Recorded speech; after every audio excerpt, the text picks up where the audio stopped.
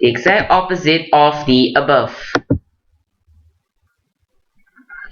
Now we'll take a look at skeletal injuries. Well, as I mentioned, the sprains occur when excessive pressure is exerted on a joint. It results in the unnatural stretch of the ligament, and since this is an unnatural stretch, it is rather painful.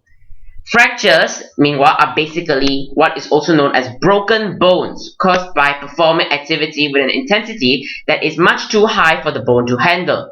This could be from accidents or from falling down, which results in the bone technically breaking. Then we also have the dislocation. Dislocations occur when excessive pressure is exerted on a ligament. The bones then move out of place, which therefore causes unnatural stretch and therefore pain. Looking at muscular injuries, strains, unlike sprains, occur when excessive pressure is instead exerted on a tendon. Tendons provide the needed burst of movement in one go, particularly for sprinters, because they need to burst their movement quickly to get to the finish line in the fastest time possible. If too high of an intensity is exerted on the tendon, it may tear partially or completely, which results in a strain. Now, looking at the injuries, how could we solve these problems? Now, as you were reading this, if you're too hungry, don't think that this topic is on food. RICE is actually a principle used to immediately treat injuries and help with recovery on site. RICE stands for R, rest, I, ice, C, compression, and E, elevation. When we say rest, basically we are asking to stop from whatever activity you are doing right now or whatever sport. Just sit down, take a break, and rest. The second, ice, refers to placing an ice pack on the area where pain is felt immediately for approximately 10 to 20 minutes, and this time can be changed according to your wishes. Ice assists recovery as it reduces pain and swelling. Just a reminder, swelling is when a fluid in this context, blood, accumulates at a certain part of the body.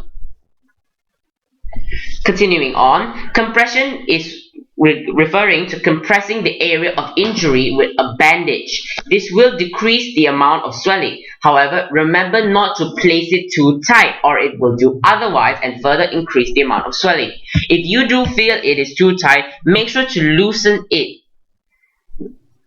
The final one is elevation, which is to raise the injured area on pillows or on your own to prevent swelling, because the blood will travel away from the injured area and this will therefore reduce swelling. Now, how could we have prevented injury earlier on through exercise and training? So, looking at the following 5 aspects, training exercises that help you improve on these 5 aspects will definitely help prevent accidents and any injuries. Firstly, flexibility. By stretching yourself, you could also stretch your tendons, meaning that it would be harder to have a tear in the tissue.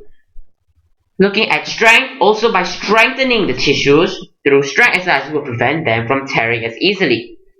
Agility could be reaction to avoid injuries, such as if you are falling down, you need to have the reaction to stop your head maybe or your leg from hitting the ground with a hard impact. You will need a good fast reaction to avoid that. Balance is also very important, as improving your balance will prevent you from standing in an awkward position. Awkward positions may cause pain and injury in the area due to unnatural stretching, as mentioned before, which is a sprain. Finally, building power provides a cushion for your body and therefore it will also prevent injury.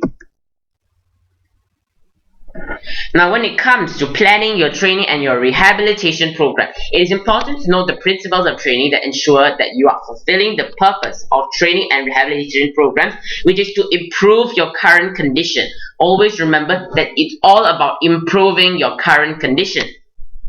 Firstly, we have specificity, which is to ensure that the exercises are relevant to the skills and the needs of your selected sport.